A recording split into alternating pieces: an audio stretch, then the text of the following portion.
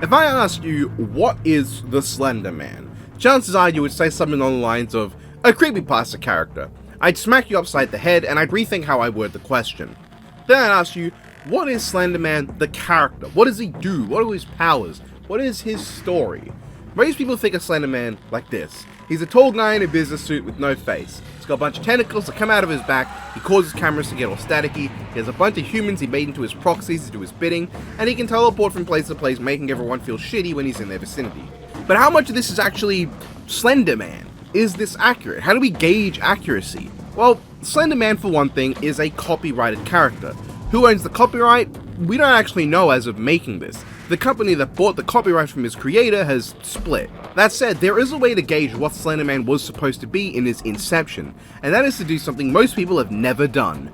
Read the original post by Eric Knudsen, the creator of Slender Man, on Something Awful. A lot of people know that Slender Man originated on this forum in a Photoshop contest, but not as many people know about the original stories that came with these posts. In this video, I kind of just want to go over those original stories and the elements within them, as well as kind of how well they match the modern day vision of Slender Man. And I will be tackling this overall concept of what is Slender Man in 3 parts. The main one is part 1. Let's go. Eric Knudsen, known online as Victor Surge, originally posted these images with this story attached. These original images show Slender Man standing behind a group of children and at a playground. The first one kind of makes it look like he's got a big white jabot on him, or even just an unbuttoned long coat instead of his standard 3-piece suit, and the second one almost seems to make him look like he has hair, but most notably we can see his left hand and right arm morphing into large batches of 3 tendrils. The attached stories read as such. We didn't want to go. We didn't want to kill them. But its persistent silence and outstretched arms horrified and comforted us at the same time. 1938. Photographer unknown, presumed dead. One of the 2 recovered photographs from the Sterling City Library blaze, notable for being taken the day which 14 children vanished, and for what is referred to as the Slender Man. Deformity cited as film defects by officials. Fire at library occurred 1 week later. Actual photograph confiscated as evidence. 1986. Photographer Mary Thomas. Missing since June 13th, 1986. From these we can glean that the Slender Man coerced 14 children to kill for him. They presumably killed the photographers and lit the library on fire. That said, they don't appear to have been necessarily mind-controlled, though it is within the realm of possibility. Just like it's possible that Slender Man himself lit the building on fire. We can say possibly mind control and fire creation are in his repertoire. There is definitely some silent form of communication going on though. He is noted as being silent, yet made the children kill anyway. Notably, instead of proxies that he turns into strange feral monster people, he just has normal children that he can make do stuff for him. I also want to note the body language in the first image. Contrary to his standard stoic look Slender Man has nowadays, this Slender Man is posturing. His arms are outstretched as if he's communicating and commanding these children, and this matches the outstretched arms quote from the story. His head is thrown back as if laughing or roaring, maybe looking to the skies and channeling some power through himself. The next image shows a couple of people taking a photograph in front of a mirror, with the Slender Man appearing in the reflection, accompanied by this story. 1994, Wilkes Estate. One subject reported nothing out of the ordinary before taking photograph. Lower stairs area was said to be very dark. Subject states that after the camera flash, she heard a sound like a watermelon being... Subject unable to recall events after manor power failure. Unable to question other 2 identified subjects. Camera and film acquired from Gloria Creedy, current resident of Woodview Mental Hospital and Psychological Rehabilitation Clinic. Film mostly uncontaminated despite massive blood and human tissue present on camera. No positive ID on anomalous tall and slender subject. Facial blur caused by possible contamination. Early digital analysis indicates tall subject may have no eyes. Anomalies previously thought to be film errors and flash artifacts now thought to be appendages. Final identified subject reported missing along with other 33 patients and staff of Woodview Mental Hospital and Psychological Rehabilitation Clinic South Wing. Further inquiry deceased immediately. This tells us a few things as well. One is that Slender Man can either appear in reflections, appear on camera, or appear behind people in moments somehow. The story seems to tell us that the latter is true. The Slender Man appeared behind the person taking the photo and smashed their head in. That would be the sound of a watermelon that is heard. After that, the 2 other identified subjects couldn't be questioned as they were residents of a psychological clinic and would eventually go missing. I believe this mostly because of the mention of blood and human tissue present on the camera. I think Slender Man smashed the photographer's head in. This tells us that the Slender Man is a very physical and very dangerous threat. He can also cause power failures across at least an entire building, can seemingly just appear whenever he wants, and has made 34 people disappear. So the Slender Man has made a combined 49 people disappear currently and has been responsible for the deaths of 2, one just presumed. The next image shows the Slender Man in all of his glory, with his arms both replaced with 3 long tendrils and extra tendrils coming off his back. Notably, these are not tendrils akin to the tentacles we see in modern Slender Man, but more like extra long limbs that he uses to stand taller on. We can also clearly see the modern day 3-piece suit coming into presence here. There is also a piece of paper present that seems to have been scrawled on by someone going batshit mad. Apparently at 3 PM, a fog rolled in, and 17 minutes later, the Slender Man appeared. 2 people, Mark and Evan, appeared to go outside, and nobody could see what happened, but screams and deep baby laughter sounds could be heard. There was no power in this town, and he just stayed there for 3 days. The note itself is unclear in its relevance, seeing as it is a report for an event that occurred in 1955, while this fog event happened in 1993. This date though seems to say 1997, so I don't know, maybe the Slender Man stayed for 4 entire years.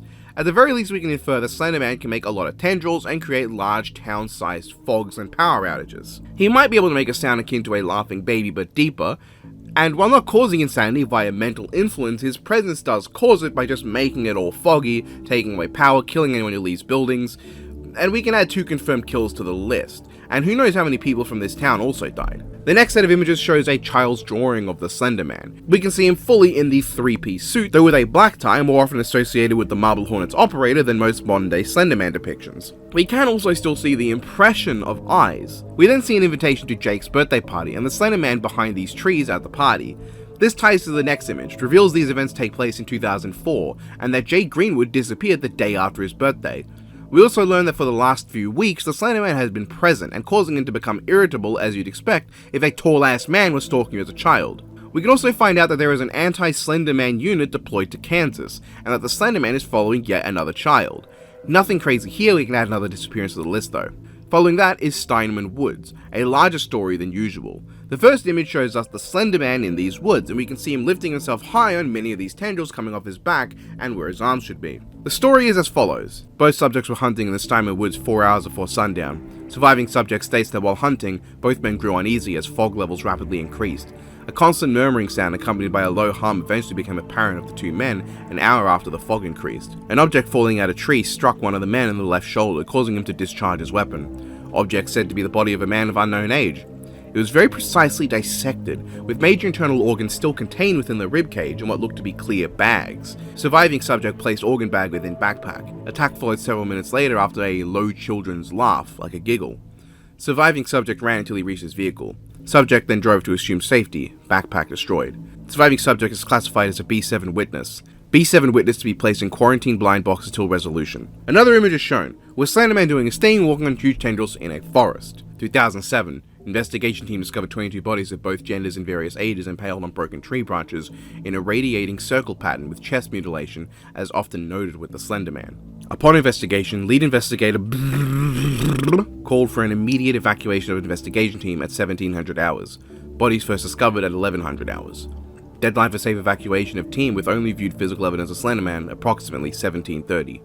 Lost contact of team at 1725. Safety procedures fell well within established protocols. Reason for abnormality is unknown. Second team recovered camera equipment 1 week later. Slenderman safety procedures require this incident's physical photographic evidence to be disposed of no later than the 20th of October. I honestly don't get half of what this poo-poo means. I'm done with this Slenderman stuff. It's starting to make me uneasy. It's like reading the GBS ghost story threads before I go to bed. Why do I have to look at this stuff while it's super late? Luckily my friend is coming over. The last picture is very clear. The Slenderman is seen up close, attacking the cameraman. And to translate the broken, hastily typed text accompanying it, my friend is here, just came in. Barely made it up the stairs. Got picture, locked door, but it's right there in the hall. Don't look at its pictures. It doesn't want to be known. Don't look! This story is the meatiest of them all. It tells us a few very important things. First of all, the Slenderman has a mouth, and he's either pogging or doing the Pepsi Man schwa. He continues to bring with him fog, as well as a low humming sound, and deep children's laughter sound as well. He also doesn't like being seen and doesn't want anyone to look at photographs of him. This is a consistent trait, with him having killed or disappeared the first 2 photographers, the photographer at the mirror, likely the entire town that took this photo, and the person who took this one isn't addressed, but we do know that Slender Man explicitly doesn't want to be looked at or seen. While his brutal kills from before were very much in the moment, we can see his standard modus operandi is dissection and mutilation, staking people on trees in patterns and restuffing corpses with their own repackaged organs.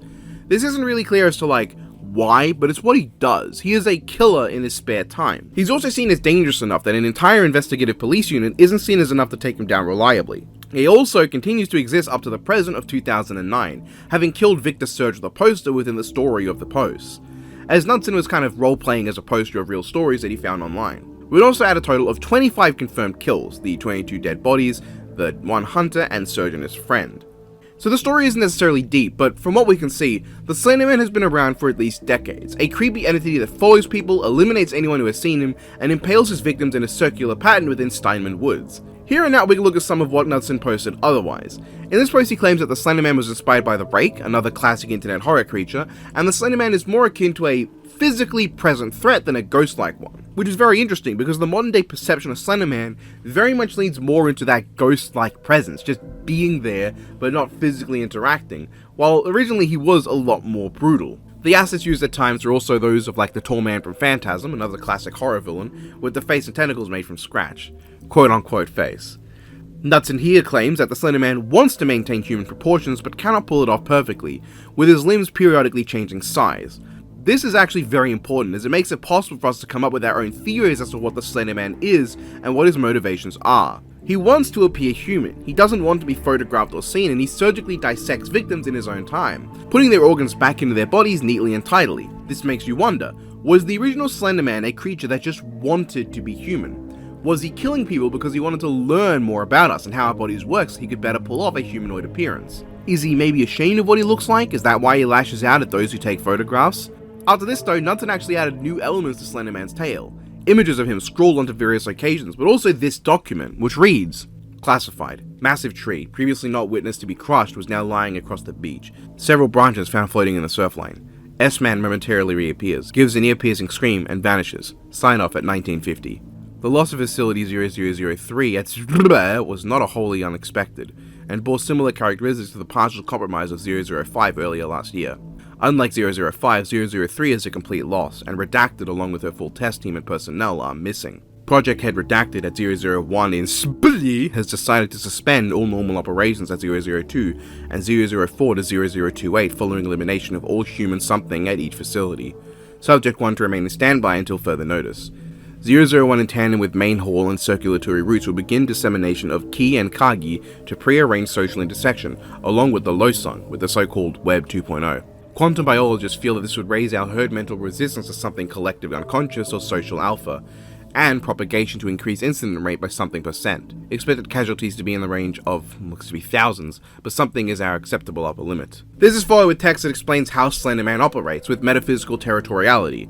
The more aware of it you are, the more aware of you it is. Raising everyone's perception of him raises a sort of interference, and Knudsen then encourages more Slender posting. This tells us a few major things.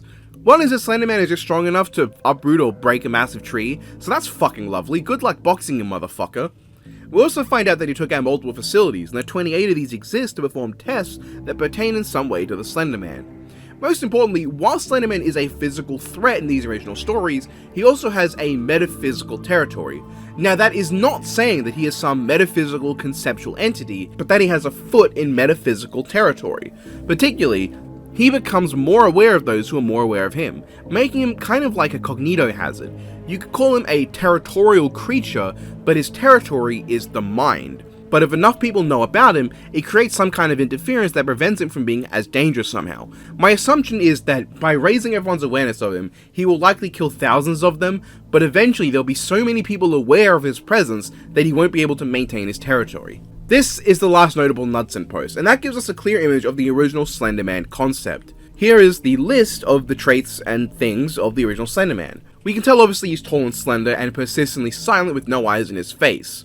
He has immense physical strength, and he wants to appear human. He makes low hums and sounds akin to a child or baby, but deeper in pitch when he wants to, but when agitated he makes an ear-piercing screech. What he does is mutilate his victims and put their organs back into their bodies, but in clear bags. He impales victims on tree branches in a circular pattern, but because he doesn't want to be seen on photos, he kills the people that take photographs of him in brutally efficient fashion. This includes people who post about him online.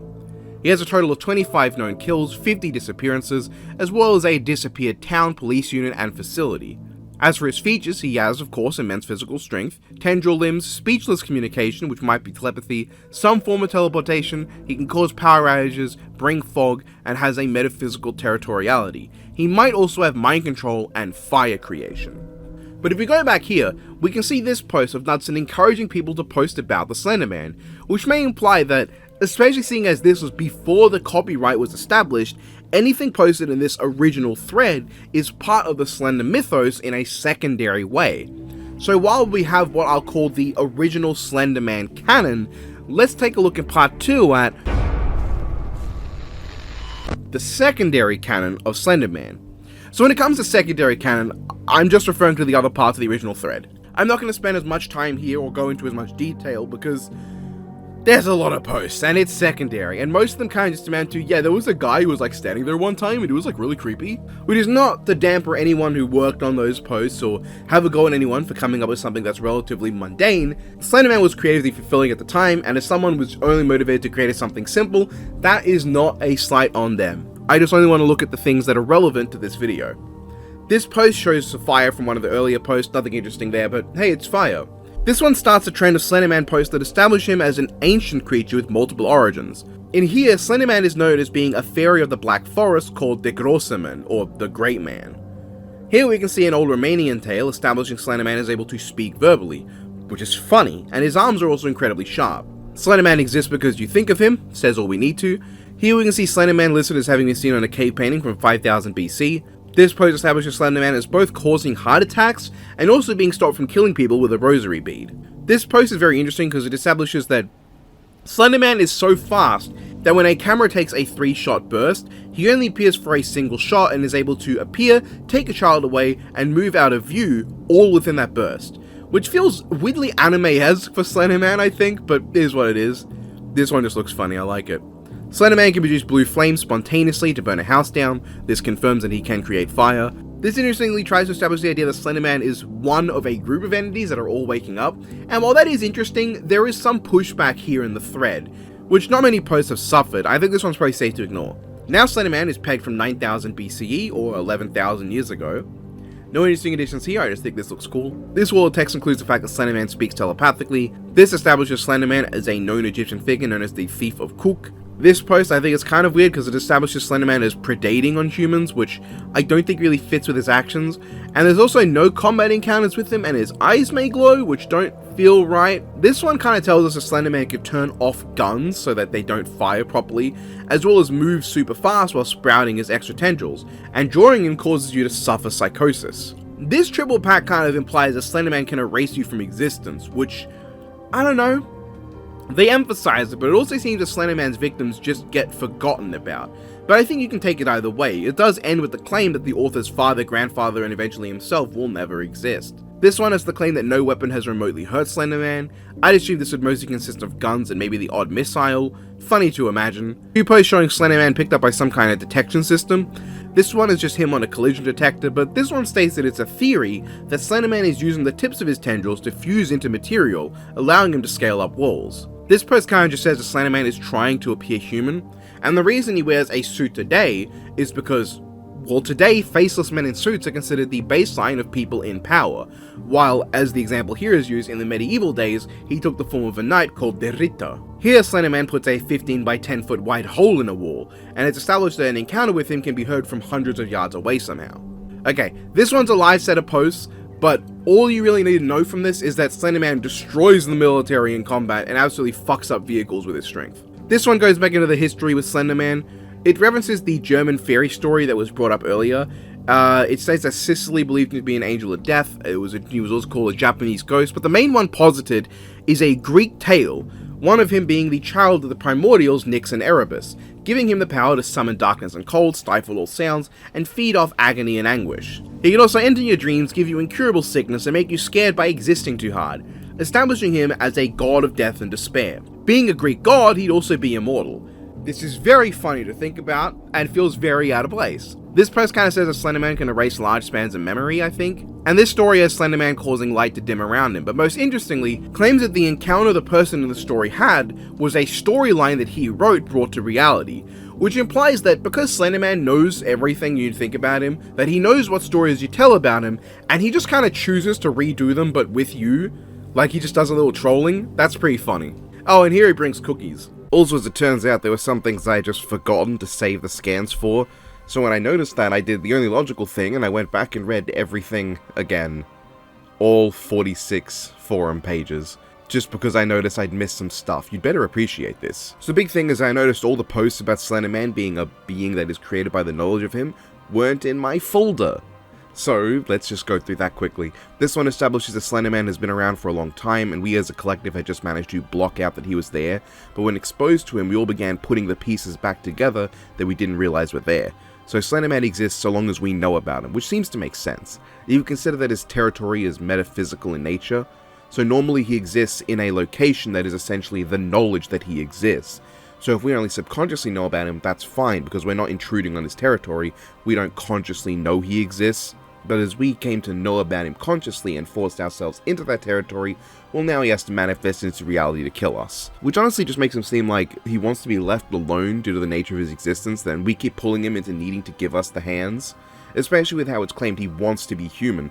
So clearly he wants to be human, so we don't notice anything's wrong with him. And so we never really know he's there, so he can just stay alone. That's at least how I read it. This one reinforces it by saying he's part of our ancient subconscious and lives in a nebulous, timeless, shifting twilight that changes to match our fears. Something that cannot be named or controlled, that represents various emotions within us. The more you're exposed to him, the more monstrous you will perceive him.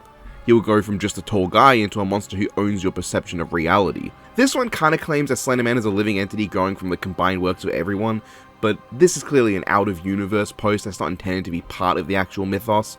It's just someone talking about what they like about the Slenderman. I should note, the stories about what he is technically could all be true, so he could also be going around devouring souls and punishing children. And there's some like unimportant stuff, like this one kind of claims Slenderman caused a warm spell during winter in California. One of his weaknesses is delicious smoothies. A brush from Slenderman can consume and warp your flesh and make you an abomination, or even absorb you and disperse you across space-time, as he kind of exists in a state where time and space don't apply. Again, he's not part of space-time, he's a part of our mental existence. He's more nebulous like that. If anything, by coming into our reality, he's forced to comply with our physics, which might make him weaker. When he's not, he can influence a mind to see past and future simultaneously. He could turn you into fog with a touch, or make you die by being too close to him. He may be able to slow down time, which does make sense of what we see later, and with things like how he can stop someone from aging. And he can shoot you with lightning, so let's just add all that. So that was a bit all over the place, but let's go over the quick cliff notes. There was no really interesting or unique way of framing this one. So what this really added to the list of secondary canon powers and details is, he's a Greek deity of death and despair, at least 11,000 years old, who is faster than a camera shutter and wields incredibly sharp arms. He can cause heart attacks at will, for certain create fire, speak telepathically, erase the existence of his victims, meld with matter, erase memories, dim light, bring cold and darkness with him, stifle sounds, feed off agony and anguish, enter your dreams, give you incurable sickness, scare you by existing too hard, and of course, bring you cookies. He can be warded off with rosary beads though. But then there's this post. This post that was actively supported by Knudsen, which you might know. This is part of a little known show called Marble Hornets. And so we get to part 3. Everything else that I would consider canon. These come in 2 parts. Marble Hornets and the other officially licensed media. Marble Hornets is quite an interesting one because people often like to consider the operator as separate to the Slender Man, and this makes sense to me with the context of the original story. Slender Man is a physical brute who rips people apart, while the operator is a more creepy and cerebral threat that manipulates your mind and ruins your life. Which funnily enough means that while people say the operator is too different to Slender Man, he is way closer to the modern conception of Slender Man than the original Slender Man ever was. But I think when considering the canon, the fact that the operator is never referred to as the Slender Man in the show opens up 2 options. One is that regardless of whether it's said or not, this is still Slender Man. This was put in the thread with the intention of him being, as of when the post was made, Slender Man. He is just Slender Man. He's supposed to be, he's in that original forum post, and while he may act different, that's no different to the way Slender Man acts differently in the other posts on that forum. And the internet perception of Slenderman is much more based on the operator than the actual Slenderman. Like, I think people who say that Slenderman is too different to the operator are correct, but for reasons that are completely wrong. They seem to think the internet perception of Slenderman is too different, but in that regard, the original Slenderman is nothing like the internet Slenderman, so you wouldn't use that at all, which would be really weird. The second, though, is to interpret the operator as a separate individual within the same canon, who is his own Slenderman adjacent entity. Or you can take that one post about multiple Slendermen existing and you just have to say the operator is just one of them who acts differently, but meh. But because people tend to get violently defensive over the operator not being Slenderman, despite being way closer to the internet Slenderman than Slenderman actually is, I will not be considering him here. I just think it's worth noting that technically, he's more canon than anything else out there. What there is definitively canon though, things that are officially licensed, are the 2018 movie and Slender the Arrival, the game, which retroactively also canonizes Slender the 8 Pages. Which, starting with the game, Slender the 8 Pages really just establishes that Slender Man gets really upset when you try to grab pages, that's all. Slender the Arrival, I think most notably, brings teleportation back into the fold. That's something that's like implied, but now we know for certain he can teleport. The game's story follows Lauren trying to find her childhood friend Kate, whom she was supposed to be helping move houses. She finds that Kate was haunted by an entity known as Slender Man, who can only be seen through video cameras. Cue a whole bunch of nonsense, and in the end everyone is either dead or a proxy. Yes, the game canonizes proxies, a concept often attributed to Marble Hornets due to a misconception that Hoodie and Masky are on the operator's side. This game also shows his tendrils moving a very long distance, and that he has a degree of fourth wall awareness. He seems to know he's in the game, saying that even a bug won't save you from him. And yeah, he distorts technology when he's around, he likely has control over time to some extent, as he seems to speed it up, like the passage of it. I don't think he's literally moving the sun around, I think he just makes time pass quicker through some kind of magic power. Also, I forgot, but Slender the Arrival also has the re-release and the secret ending. The most notable thing with the re-release to me was that Slenderman, he either duplicates himself or he creates an illusion of there being multiple of himself. This could also explain the operator. There's a lot more like emphasis on illusions in this, which is obviously a thing Slender can do. And the secret ending just reinforces the fourth wall breaking because he messes with the game itself and alters and removes textures. So this is either some kind of reality warping, or we just take Slender the Arrival as a game within Slender canon. He decided to just join in one day. He can also boot you out of the game and make it so you can't play it anymore. That's fun. Basically, he can mess around with game files extremely well, and he can potentially be interpreted as warping reality in doing that. And he's so good at fourth wall breaking, he can stop you from going back into the game. That's fun. And then there's the 2018 movie, which I won't even bother summarizing because it's shit. This one I think kind of cements the influence of the internet on Slenderman. First you have the original stories and everything on the forum posts, which led to Marble Hornets. Marble Hornets feels very much what Slender the 8 Pages was based on, and then Slender the 8 Pages would kind of go on to lead to everything. Marble Hornets and Slender the 8 Pages are the things that basically influenced all of what Slenderman is today, and the 2018 Slenderman, being an officially licensed product, very much shows the influence of the internet. Here, he's an entity that is summoned by creepy internet stuff, and he can shapeshift into a tree. And as funny as that is, he really doesn't do a whole lot that he hasn't done before. He can take away your face, and looking at his face can instantly kill you apparently. He also, absorbs people. That said, most of his powers like being invisible and controlling darkness are already things he has. So, what exactly does the other official media add? Well, control over time, to a limited degree, proxies, distortion of technology, ever-present knowledge of your location, shapeshifting into a tree, and the power to have your face not be a face anymore. And now, where does this lead us to in the end? Well, but what's most interesting about him and the 8 Pages version, as I said, how much closer they are to matching the internet cryptid over the original variant, both also closer resembling the operator than the Slender Man. Creepy entities that rarely interact physically, always there and dangerous just by the virtue of their existence. Technology distorts, they're hard to record and even harder to interact with. Unlike what he began as, which is a brute that kills people by cracking their heads open, Slenderman now is more of a liminal threat. And looking at these three tiers of what I call Slender canon next to each other, you kind of see that evolution. He's gone from a physical threat that's creepy because you never know where he is or when he'll be around you, but you always know that if he comes at you, he will kill you, to now being a mental threat that you don't really know what he'll do at all, which I think kind of brings us to the end of the video. So, what is Slenderman? I'd say he's a fucking weirdo. There's really no single vision of Slenderman, even looking at just Slender canon. In the original forum post, Slenderman is some entity that seemingly wants to be human and has a territory in our minds. The more we're aware of him, the more aggressive and aware of us he becomes, willing to just get his hands dirty and rip you apart if you're a threat, with whole military organizations being made to deal with him. But as time's gone on, he's become a lot more of an unknown figure, something that creeps around in the back that you don't see, and instead of killing you and dissecting you, he just kind of stands there, menacingly, and sometimes something will happen. It's such a violent shift from someone who, upon being photographed, will kill you, to someone who really doesn't give a shit and just kind of stands around doing nothing. But he's stuck with the internet for a reason. We're way past his prime now. He's become so ubiquitous and played out, he's long since lost his scare factor. Which isn't a slight on Slenderman. I think that's something we have to accept with horror figures, as Dracula has long since lost his terror and the slashers of old have fallen into rarely scary, figures of horror that take off become utilitarian at a point. That may be the case with Slenderman, but I think it just kinda goes to show his legacy. This creation of some guy on the internet is one of few real icons of internet horror that has run the gamut of legacy from absolutely bone-chilling to creatively stimulating to overexposed and at last to played out.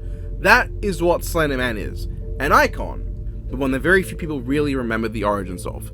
On screen right now is all the traits that I had listed from original, secondary canon, and tertiary canon. This is what I would consider canon for Slenderman. This isn't a power scaling video, but if you want to take it as one, this is what I would consider Slenderman. Anything else beyond that is fan fiction, basically. But here's the Slenderman. I have nothing more to say. Hope you enjoyed. Have a good one. And so ends the tale of the Slender Man. At least what I would consider the Slender Man. There's obviously a lot of stuff that I would consider fan fiction. That doesn't make it bad. Everyman Hybrid. It's not a bad show. There are other shows out there I just haven't seen, like ML Anderson. I need to watch at some point. But yeah, so that was that. I had a lot of fun doing this one. I wanted to look into like the original story of Slenderman because I feel like that's a part of his history that's often glossed over and not looked at. And the things that directly referenced it and like treated as canon are like the 2018 movie, and no one engages with that movie because it's shit. And you know, the idea of Marble Hornets, I think there's a lot more nuanced to conversation than just he's too different. Because like you look at like the Slender wiki page, and it's like here are all the differences between the Operator and Slender Man, and it's like it's really bad stuff. Like it's like fucking there's no limitation in his movement, as if Slender Man ever is depicted with limitations. He's not always damaging electronics, but like he still damages them, so that's fine. He causes pain to those around him. Yep, Slender Man can do that too.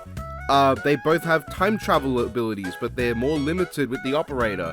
I'd say they're different. They're just different in how they work. That one you can just say different instead of going, they both have it, just because that's just I know one was like the Operator can erase memories, which Slender Man can't do. Yes, he can.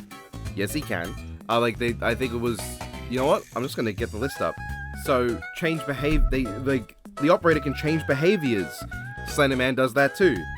In Always Watching, he's visible to the naked eye. Not only is Always Watching dog shit, but also, that's inconsistent with the Operator in Marble Hornets, and Slender Man does that too. Behavior is a mix of animalistic and sapient, making him highly unpredictable. Yes, Slender Man's like that too. His second story is gut reaction to photo smash head. Draws his strength from the mental influence he afflicts upon people. Yes! Slender Man doesn't do that too. He brands some of his victims with the Operator symbol. Yeah, okay. That's not in the main show. That's even referenced here. So, like, it's like, due to the extreme and different depiction against the classic depiction of Slender Man, your ass that's different. The differences are, the Operator has never shown tendrils. The Operator brands people in the movie, and that's not something Slender Man does. And you can deal with the Operator's sickness using medicine. The main difference is the fact that he is called the Operator. That's the main difference. Like, I just think there's more of a discussion to be had there than just saying, oh, the Operator's too different. When, no, he's really not. He's very different from Slender Man in the original mythos in terms of being a more mental threat, while the original Slenderman can be that, but he's also a very physical brute as well. But compared to the common internet version of Slenderman, no. The internet Slenderman in the public conscience is just based on the operator. Anyway, that was a pointless little tangent. I had a lot of fun making this. I'm thinking next year of doing something similar, but like, Slenderman is the only internet creature of his kind that you can really say has a canon, has a continuity to him. Because, you know, I could do the Rake, but the Rake will have a thread that I don't know if even is accessible the way Slenderman's is. And, I think there's 2 ARGs I can think of that have him, but the Rake really isn't that prominent. There's Games, I guess. There's Jeffrey Woods, but the less said about him, the better. And no, I'm not doing the Sonic EXE. So yeah, this might just be a one-off, little bit of fun.